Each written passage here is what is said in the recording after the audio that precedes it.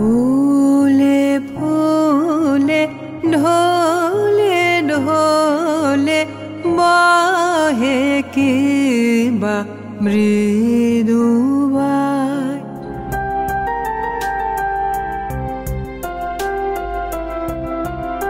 তুমি কোন কাননে ফুল, কোন গগনের তারা। ধরো দেখি। দাদা বাবু উর্মি দিদিকে নিয়ে আবির খেলছে তো।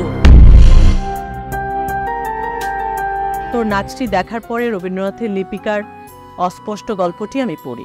রবীন্দ্রনাথের এই লেখাটি পড়ে আমার মনের অবস্থাও সেরকমই হয়েছিল। ভারতবর্ষে তখন ব্রিটিশ রাজত্ব।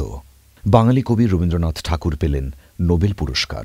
নোবেল বিজয়ী রবীন্দ্রনাথকে নিজের দেশে আমন্ত্রণ জানিয়েছিলেন জাপানের বিখ্যাত শিল্পপতি এইইচি শিবুসাওয়া। আমার খেলা যখন ছিল তোমার সনে, তখন কে তুমি তা কে জানতো? তোমার পরশ আমার মাঝে সুরে সুরে। দিন চলে যায়, জগতে আনন্দ যোগে আমার নিমন্ত্রণ। বারে বারে তুমি আপনার হাতে সাদে সৌরভে গানে।